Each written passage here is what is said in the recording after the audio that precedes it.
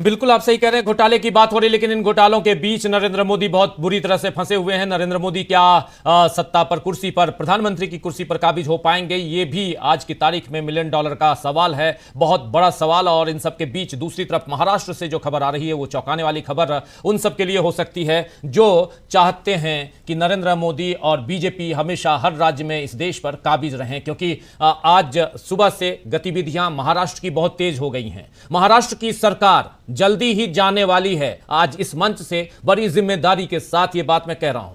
और प्रशांत टंडन जी कई बार कह चुके थे कि 4 तारीख को यह पता चलेगा कि बिहार की सरकार का क्या होगा और उधर महाराष्ट्र की सरकार का क्या होगा, सरकारें कहां कहां बदलेंगी। ये सारी बातें हम लोग करते रहे। महाराष्ट्र से जो खबर आ रही है वो ये कि वहां के जो विधायक हैं, महायुति सरकार अभी है वहां पे, जिसमें एनसीपी तोड़ के अजित पवार अलग हुए, ओरिजिनल एनसीपी नाम लिया, चुनाव लड़े, 1 सीट आई।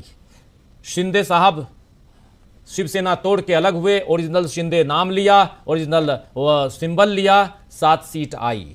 और उसके अलावा बीजेपी 12 सीट लाए। और इसके बाद परिस्थितियां ऐसी हैं कि आज जब बैठक बुलाई इन्होंने अजित पवार ने, तो सुबह से यह खबर आ रही थी कि अजित पवार के पार्टी से जो लोग टूट के गए हुए हैं वो लोग, उनमें से मैक्सिमम शरद पवार के संपर्क में हैं। और अभी जब शाम को बैठक बुलाई है तो 5 गायब हैं, 5 विधायक गायब हैं, नहीं आए उस बैठक में।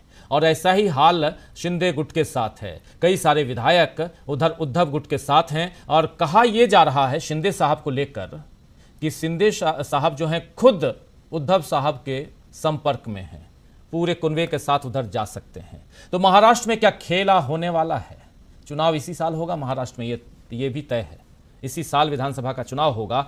और उससे पहले अमलेंदु उपाध्याय जी, दिल्ली की सरकार पर, सत्ता पर काबिज कौन होगा, अभी तक इसका पूरा का पूरा अगर कहा जाए तो आज की तारीख में तस्वीर धुंधली है। दूसरे राज्यों से ऐसी तस्वीरें आना नरेंद्र मोदी को कितनी चौंकाती हैं। और उन सब के बीच घोटाले की खबर अभी से थोड़ी देर पहले पीयूष गोयल ने प्रेस कॉन्फ्रेंस की है और राहुल गांधी के तमाम आरोपों को उन्होंने खारिज किया है। उनका कहना है कि निवेशकों को इससे फायदा हुआ, घाटा नहीं हुआ, फायदा हुआ। चलिए व्यापार की भाषा में बात करते हैं। मुझे नहीं समझ में आता, हम तो यहाँ पत्रकारिता की भाषा समझते हैं। जो बातें आती हैं कथित हो तथा कथित हो हम आप तक पहुंचाते हैं, लेकिन तथ्य होते हैं तभी पहुंचाते हैं।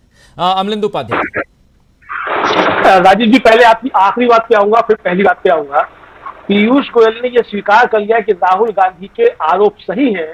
प्रधानमंत्री ने शेयर खरीदने की बात की थी, गृहमंत्री ने शेयर खरीदने की बात की थी, उसमें लोगों ने शेयर खरीदा।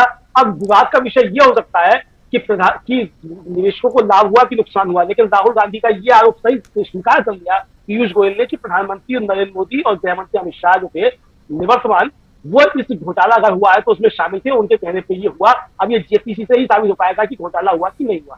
पीयूष गोयल ने प्रथम दृष्टया पहली बार में ही इसको स्वीकार कर लिया। इसका मतलब राजीव जी, सरकार चाहे किसी की बने, संसद का जो पहला सत्र होगा उसमें जेपीसी गठित करने की मांग होगी और जेपीसी गठित की जाएगी। क्योंकि चाहे कोई भी हो सरकार में, ये साफ तौर पर समझा जा सकता है कि इंडिया गठबंधन जो है वो मजबूत है और जेपीसी अब बनानी पड़ेगी। अब जेपीसी राजीव जी सिर्फ इस घोटाले की ही नहीं होगी, पहले भी जो घोटाले हुए उन पे भी जेपीसी बनेंगे जिनकी पहले से मांग की जाती रही है। इधर सुप्रीम कोर्ट भी इलेक्टोरल बॉन्ड की जांच कराएगा। तो नरेंद्र मोदी हाजिर हो, जेपी नड्डा हाजिर हो, अमित शाह हाजिर हो, ये आवाजें कई जगह लगना शुरू होंगी। थोड़ा सा इंतजार किया जाए, मुझको ऐसा लगता है राजीव। दूसरा ये है कि ये सारी चीजें जो शुरू हो रही है, इससे एक संदेश साफ जाना शुरू हो गया। और चाहे वो एकनाथ शिंदे हो और चाहे अजित पवार हो, वो ये समझ गए कि अब गुजराती लॉबी के साथ अगर राजनीति की जाएगी तो महाराष्ट्र में जबरदस्त तरीके से नुकसान हो जाएगा। ये दोनों की समझ में आ रहा है और उनके जो समर्थक थे उनको पहले समझ में आ गया। अंदरूनी तौर पर दोनों अब जो है संपर्क में है और देवेंद्र फडणवीस जो है उनको भी समझ में आ गया है कि गुजराती लॉबी ने उनका जो इंटर के बाद